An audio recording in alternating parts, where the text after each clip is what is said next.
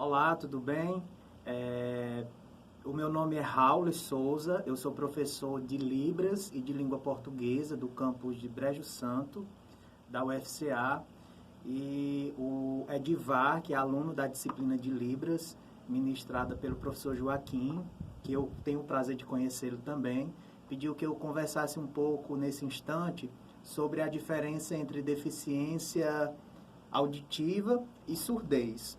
E também sugeriu, se possível, né, que eu falasse um pouco sobre as questões da previsão de fatores de risco da deficiência auditiva. No entanto, eu não vou me deter nesse segundo ponto, porque quando eu for fazer a divisão da deficiência, da deficiência auditiva e da surdez, eu já consigo falar um pouco dessa questão da prevenção. Então é o seguinte, para começo de conversa, a educação de surdos, ela se divide mais ou menos, basicamente, nessas duas perspectivas.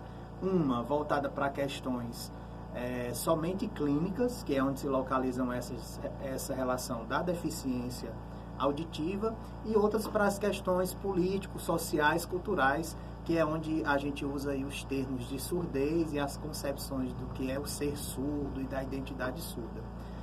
Pelo nome mesmo de deficiência, você já percebe que o termo se encaixa mais para as questões clínicas.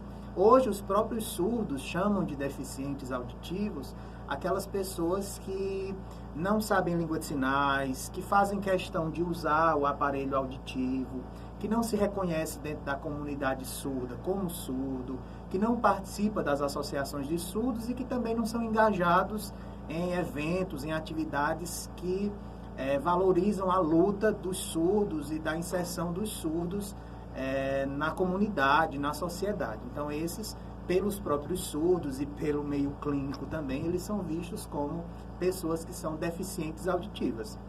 Como exemplo, a gente tem essas pessoas que usam aparelhos auditivos e que não usam língua de sinais. E a gente também tem pessoas idosas.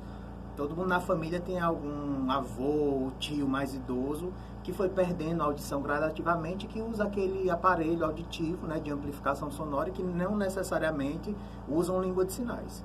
E a gente tem o termo surdo, que é o termo utilizado para as questões culturais, sociais, políticas que são aplicadas para aquelas pessoas que se envolvem na comunidade surda. Os próprios surdos se definem como surdos e algumas literaturas até escrevem com o S maiúsculo para poder dizer que são os surdos que são engajados dentro do processo de luta e de inclusão linguística dos surdos através da língua brasileira de sinais.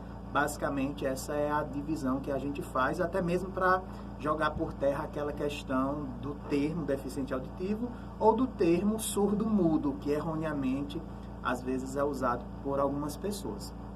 Em relação à previsão de fatores de risco e de deficiência auditiva, eu não vou me deter porque são questões clínicas, e por ser questões puramente clínicas, e eu ser professor de Libras e trabalhar com as questões de educação de surdos, a gente pede meramente aos alunos, né, que estejam atentos a essas questões de previsão. É óbvio para todo mundo que as questões de fone de ouvido alto demais, inserir objetos perfurantes no ouvido, às vezes para limpar, questão de água ou de algum material, a questão do cuidado da mãe na hora que está grávida ou do bebê em contato com algumas doenças pode gerar a questão da deficiência auditiva ou da surdez, aí, com base no que eu já esclareci anteriormente. No mais, desejar para vocês bons estudos e me colocar à disposição para futuramente, né, retirar algumas dúvidas de vocês, tá bom?